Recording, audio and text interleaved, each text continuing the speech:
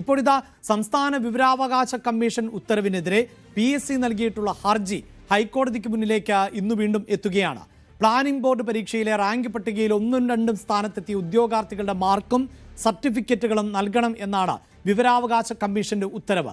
Rank പട്ടികയിൽ 3ാം സ്ഥാനത്തുള്ള ഉദ്യോഗാർത്ഥി നൽകിയ വിവരാവകാശ അപേക്ഷയിൽ ആണ് കമ്മീഷൻ വിവരങ്ങൾ നൽകാൻ നിർദ്ദേശിച്ചത്. എന്നാൽ അത് ഈ സർട്ടിഫിക്കറ്റുകളും അതോടൊപ്പം തന്നെ മാർക്കിന്റെ വിശദാംശങ്ങളുമൊക്കെ വ്യക്തിഗത വിവരങ്ങളാണ് എന്ന മുട്ടാപ്പോക്കാണ് പറയുന്നത്. ഇപ്പോഴിതാ ഈ വാർത്തയുടെ വിശദാംശങ്ങളുമായി ആജ്ഞ ചേരുന്നുണ്ട്. ആജ്ഞ, അങ്ങനെയുള്ള PSCയുടെ ആഭ്യന്തര അന്വേഷണത്തിൽ തന്നെ കണ്ടെത്തിയത് ഇത്തരക്കാർക്ക് കടന്നുകൂടുന്നതിന് വേണ്ടി, അതായത് ചോദ്യങ്ങൾക്ക് ഉത്തരമറിയാത്ത ഉദ്യോഗാർത്ഥികൾ ഉണ്ട് എന്നറിഞ്ഞാൽ ആ ഉത്തരങ്ങൾ ചോദ്യപേപ്പറിൽ നിന്ന് ഒഴിവാക്കുക, ആ ചോദ്യമേ ഒഴിവാക്കുക, ആൻസർ ചെയ്യാത്ത ചോദ്യങ്ങൾ ഒഴിവാക്കുക, ഇങ്ങനെ ഗുരുതരമായ ക്രമക്കേട് നടന്ന പശ്ചാത്തലത്തിലാണ് ഉദ്യോഗാർത്ഥികൾ ഈ 1ഉം 2ഉം റാങ്കുമൊക്കെ നേടുന്നവരുടെ പട്ടിക ചോദിക്കുന്നത്. ഒരുപക്ഷെ അങ്ങനെയുള്ള പട്ടികയൊക്കെ നൽകേണ്ടി വന്നാൽ അക്ഷരം എഴുതാൻ അറിയാൻ പാടില്ലാത്ത ആൾ പോലീസ് ടെസ്റ്റിൽ ഒന്നാമതെത്തിയ വാർത്തയൊക്കെ നമ്മൾ പലപ്പോഴായി റിപ്പോർട്ട് ചെയ്തതാണ്. അതിലൊന്നും ഒരു നടപടിയും ഉണ്ടായില്ല, തുടർച്ചയും ഉണ്ടായില്ല. അതുകൊണ്ട് തന്നെ ഇന്നത്തെ കോടതിയിലേക്ക് ഈ വിഷയം എത്തുമ്പോൾ അത് എത്രത്തോളം ഗൗരവതരമാകും ആജ്ഞ?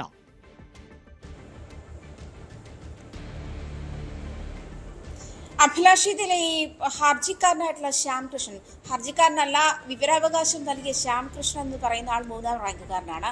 അയാൾ നേരത്തെ സ്വന്തം പരീക്ഷാ പേപ്പർ തന്നെ RTI വഴി വാങ്ങിച്ച് പരിശോധിച്ചപ്പോൾ 10 ചോദ്യങ്ങൾ, അതായത് ഓൺ സ്ക്രീൻ മാർക്കിംഗ് നടത്താത്ത സംവിധാനത്തിൽ ചില ചോദ്യങ്ങൾക്ക് മൂല്യനിർണ്ണയം നടത്തിയിട്ടില്ല എന്ന് അയാൾ തന്നെ കണ്ടെത്തിയിരുന്നു. PSC ഈ വിഷയവുമായി നടത്തിയ പ്രാഥമിക പരിശോധനയിലും അത് അങ്ങനെയാണ് എന്ന് കണ്ടെത്തിയിരുന്നു. അതായത് ഈ പിഴവ് സംഭവിച്ചു എന്ന് കണ്ടെത്തിയിരുന്നു. പിന്നീടാണ് 228 ചോദ്യക്കടലാസുകൾ,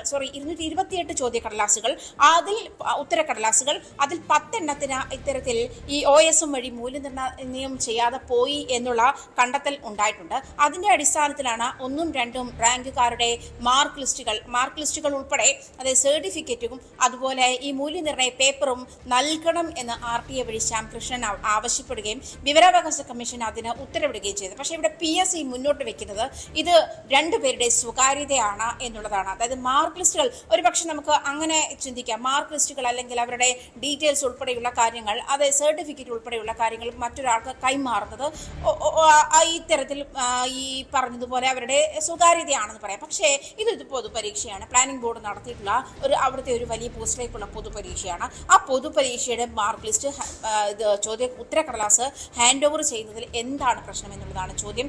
ഈ വിവരാവകാശ കമ്മീഷന്റെ ഉത്തരവ് റദ്ദാക്കണമെന്ന് ആവശ്യപ്പെട്ടുകൊണ്ടാണ് PSC ഹൈക്കോടതിയിൽ എത്തിയിരിക്കുന്നത്.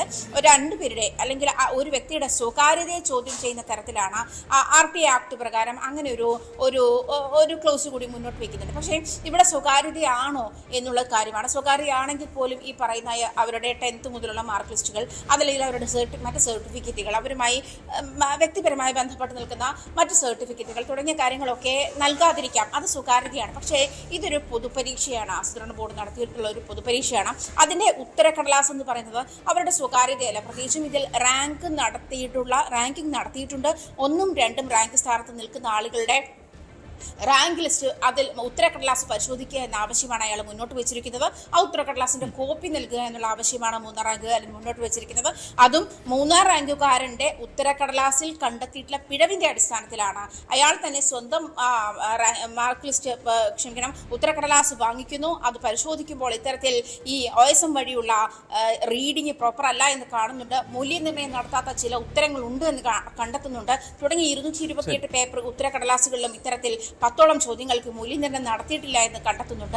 PSC തന്നെ അത് പ്രാഥമികമായി അംഗീകരിച്ചിരിക്കുന്ന കാര്യമാണ്. ഈ പരീക്ഷയുടെ മാർക്ക് ലിസ്റ്റാണ്, ഉത്തരക്കടലാസാണ് ആവശ്യപ്പെടുന്നത്. ആ ആവശ്യമാണ് ഈ ശ്യാംകൃഷ്ണൻ മുന്നോട്ട് വെച്ചിരിക്കുന്നത്. അതേ ആവശ്യം നൽകണമെന്ന് തന്നെയാണ് വിവരാവകാശ കമ്മീഷൻ ഉത്തരവിട്ടിരിക്കുന്നത്. പക്ഷേ അത് റദ്ദ് ചെയ്യണമെന്നാണ് PSC എന്തായാലും ഹൈക്കോടതിയിൽ ആവശ്യപ്പെടുന്നത്. തീർച്ചയായും PSCയിൽ വ്യാപകമായ ക്രമക്കേടുകൾ നടക്കുന്നു എന്നത് ഇപ്പോൾ പുറത്തു വന്നിട്ടുള്ള വിവരമല്ല. നേരത്തെ ഒരു SFI നേതാവ് കത്തിക്കുത്ത് കേസിൽ പ്രതിയാക്കപ്പെട്ട സാഹചര്യമുണ്ടായിരുന്നു. ആ SFI നേതാവ് സംസ്ഥാന പോലീസിലേക്കുള്ള നിയമനത്തിൽ PSC നടത്തിയ പരീക്ഷയിൽ 1ാം റാങ്കുകാരൻ ആയിരുന്നു.